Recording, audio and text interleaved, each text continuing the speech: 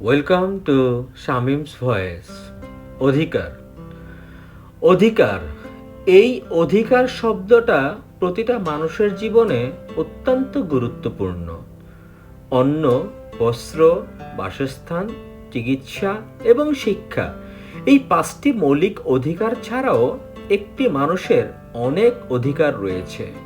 একটি মানুষের অধিকার রয়েছে ন্যায় বিচার পাবার।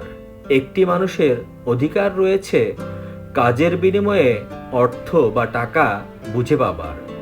একটি মানুষের অধিকার রয়েছে তার আপনজনদের কাছ থেকে ভালোবাসা পাবার। এমন হাজার লক্ষ কোটি অধিকার রয়েছে একটি মানুষের জীবনে। কিন্তু প্রশ্ন হলো, সত্যিই কি সবাই সবার অধিকারগুলো বুঝে পায়? প্রশ্ন রইল আপনাদের কাছে, এই অধিকার নিয়ে, অধিকার পাওয়া নিয়ে।